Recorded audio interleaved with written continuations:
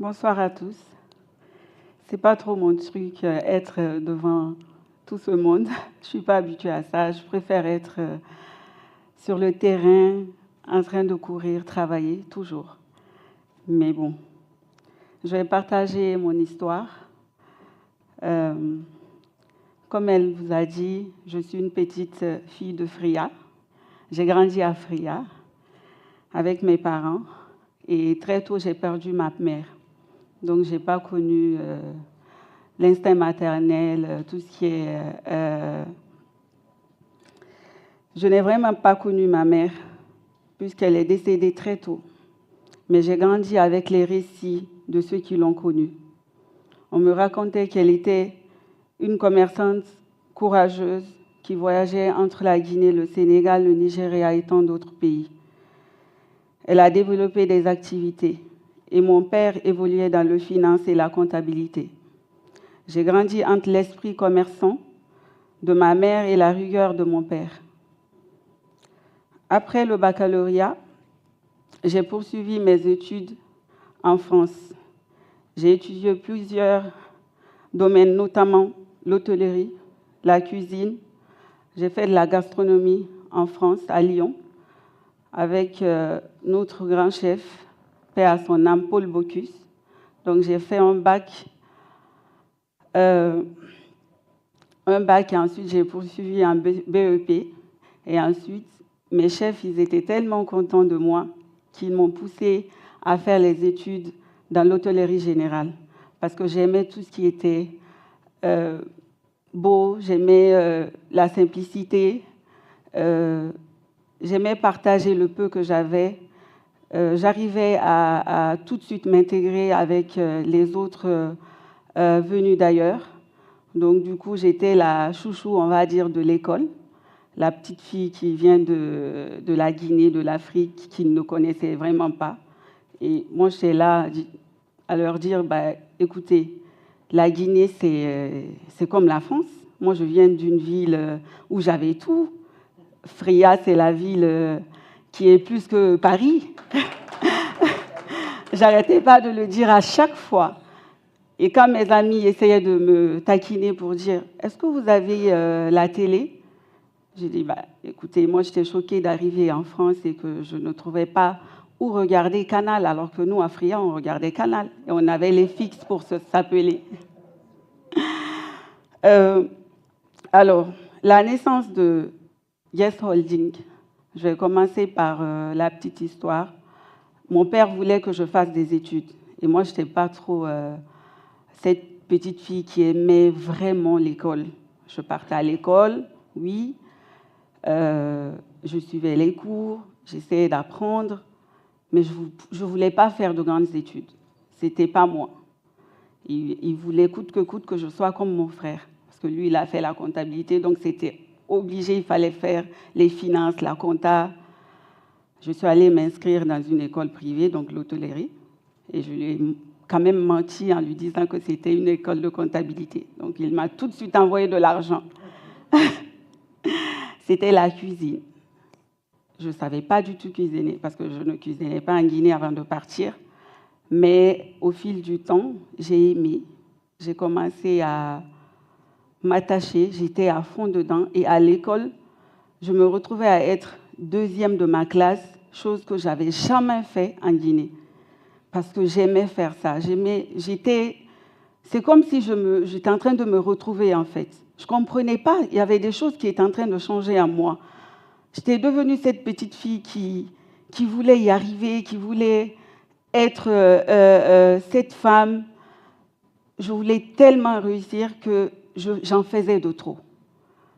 À Lyon, on est parti en groupe parce qu'à l'époque, dès que tu avais le bac et que tu venais d'une famille modeste, vous partez tout de suite.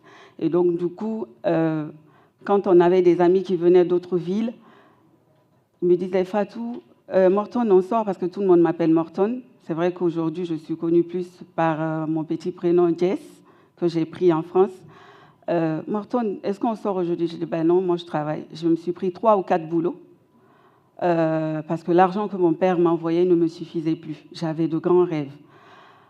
Et j'essayais de voir un peu, parce que, en fait, j'essayais de m'intégrer sans être déracinée. J'étais dans un milieu tellement européen, il fallait avoir la tête sur les épaules pour ne pas être déracinée. Parce que j'étais dans un milieu bourgeois, il faut le dire. Donc, du coup, j'essayais de venir toutes les vacances. Et en venant, j'ai des amis qui me disaient « Est-ce que tu peux me ramener un parfum quand tu arrives, je te rembourse. Est-ce que tu peux me ramener des chewing-gums ?» Donc, je me suis assise. Je dis « Bon, j'ai la chance de voyager, de partir un peu partout en Europe. Pourquoi ne pas en faire un commerce ?» Donc, du coup, j'ai commencé à prendre des affaires de la Belgique à Lyon et d'aller, quand je partais avec l'école pour former des gens dans les camps ou autres, je prenais les affaires, les déodorants pour les ramener à Lyon, pour les vendre. J'ai eu mon premier visa en 2012 pour aller aux États-Unis. En partant, j'ai pris des parfums parce que j'entendais dire que les Américains aimaient bien les parfums français. J'ai commencé à ramener. Et de la Guinée, je prenais du poisson pour ramener à Lyon. Ça a commencé comme ça jusqu'en 2017. En 2016, je travaillais en tant que chef adjointe au Radisson de Lyon. J'ai décidé d'arrêter. Je ne voulais plus travailler pour quelqu'un. Je voulais travailler pour moi. Donc, je suis venue en Guinée. J'ai ouvert ma première boutique qui s'appelle Yes Paradise. Au début, c'était Paradis des hommes parce que j'avais beaucoup d'amis hommes qui étaient partis en Europe et qui me demandaient des trucs. Donc, j'ai essayé de faire la différence. Je m'étais interdit de vendre de la pacotille. Je ramenais de l'authentique. Si c'était du polo, c'était du polo que je prenais dans le magasin de polo. Et quand tu venais dans la boutique, je ne faisais pas trop la pub, parce que j'étais tellement sûre de tout ce que je revendais, j'étais fière. 2018-2019, j'avais une petite cousine qui n'aimait pas trop aussi les études comme moi. Et moi, je voulais qu'elle étudie. En fait, ce que je n'ai pas pu faire, moi, je l'ai poussée à faire. Je lui ai dit, mais toi, tu ne veux rien faire, machin. Elle me dit, oui, mais moi, j'aime la coiffure, machin. Je lui ai dit, bon, j'ai l'argent de côté. Je vais voir si la famille va accepter. Je vais ouvrir un salon. C'est comme ça que j'ai ouvert un salon à côté de la boutique. Tout de suite, ça a commencé à marcher. Et après, j'avais des jeunes qui venaient de sortir de la fac. Ils n'avaient rien à faire. Je lui ai dit, bon, je ramène tout le temps tout ce qui est lait et autres pour mes copines qui se sont mariées. Donc, j'ai ouvert une supérette où je vendais tous les produits laitiers pour les enfants, les parfums, les choses que je voyais quand je voyageais, quand je partais aux États-Unis. J'essayais de ramener la même chose, authentique. Ça marchait. Je dis, bon, écoute, j'ai continué à faire ça. Et j'ai changé tout de suite après, je suis tombée amoureuse d'un artiste. Donc, du coup, c'était complètement autre chose. Et on a décidé d'ouvrir ensemble une boîte. Et moi, à côté, j'ai ouvert un bar. Un bar où c'était vraiment privé, où j'accueillais des amis, où on se retrouvait à l'ancienne, on fêtait pas trop. 2 heures, 1 heure, c'était fermé. Donc, du coup, j'avais tellement d'ambition. Je me suis mariée, j'ai eu mon premier enfant, j'ai décidé de rentrer. Mais malheureusement, ça s'est mal passé parce que mon fils est tombé gravement malade. On retourne en France, on découvre qu'il a eu un cancer. Oui, à 2 ans. Je n'ai pas lâché, je n'ai pas voulu laisser. J'ai dit à personne, même pas mes amis qui étaient autour de moi, mon père, la famille, personne n'était au courant.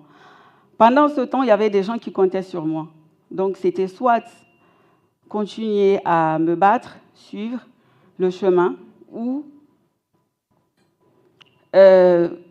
leur mettre la pression que j'avais.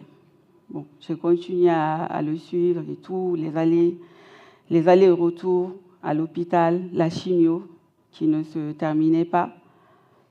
J'ai été obligée de fermer tout ce que j'avais ouvert pour un certain temps. Mais, entre-temps, je vendais toujours avec des amis. 2022, on nous a annoncé qu'il était en rémission. Donc, du coup, tout de suite, j'ai décidé de rentrer. Je n'ai pas voulu rester en France parce que j'étais stressée, j'avais plus envie de rien. Le seul truc que j'avais envie, c'était de retrouver ma famille, de rentrer complètement. Mais comme j'avais déjà investi en France, il fallait que je rentre me ressourcer et voir si je dois repartir ou pas. Donc je suis rentrée, je me suis ressourcée. Comme j'aimais voyager beaucoup et j'avais plein d'amis qui me confiaient leur agenda, j'ai décidé d'ouvrir une agence de voyage en 2023. 1 an, 2 ans. Jusqu'à là, aujourd'hui, j'ai l'agence de voyage qui s'appelle Guest Voyage et qui suit avec ses filiales. J'ai refait la boutique qui n'avait vraiment pas fermé, Guest Paradise et Guest Beauty, où j'ai ramené des Indonésiennes qui ont formé des Guinéennes aujourd'hui, pendant 2 ans, qui travaillent avec moi. Je travaille pratiquement avec des jeunes. Pourquoi? Parce qu'aujourd'hui, les jeunes ont plus de mal à s'intégrer que des gens qui ont déjà l'expérience. Et au fil du temps, comme c'est de nature, j'ai pris ça chez mon père, aider. Je me suis dit, bon, j'ai eu mon fils qui est malade, j'ai eu la chance, j'avais une assurance. J'avais au moins quelques soutiens que d'autres n'en ont pas. En 2024, j'ai décidé de lancer l'ONG dans cette même salle. Là, présentement, nous sommes en train de construire un centre à Bawa, qui est presque... On a fini la fondation, on a déjà attaqué l'élévation et on a lancé une levée de fonds au Radisson Blu le 18 avril qui a très, très bien marché. Et aujourd'hui, il y a 2 mois, j'ai ouvert officiellement l'agence de voyage à Paris, où j'ai embauché des Guinéens, une Guinéenne et un Guinéen qui sont présentement là-bas. Donc, tout ça pour vous dire que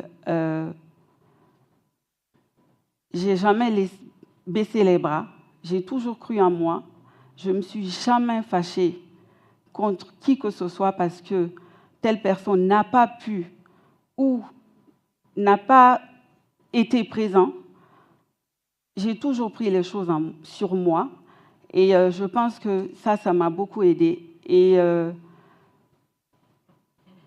être aujourd'hui devant toutes ces personnes, partager mon histoire, prouve aussi que le choix de TEDx, c'est parce que peut-être ils ont compris que réussir ne veut pas forcément dire être grand partout. Il faut se faire petit des fois, parce qu'aujourd'hui, j'embauche 30 jeunes qui travaillent avec moi depuis 2017 et il y en a qui sont encore parmi nous. C'est pas facile, c'est très difficile. Il y a des jours où j'ai envie de tout lâcher, il y a des jours où j'ai envie de leur dire « Partez chez vous, je ne veux plus rester avec vous ». Mais quand je m'assois, je me dis « Mais j'étais comme eux et ils seront comme moi demain ». Donc du coup, merci beaucoup.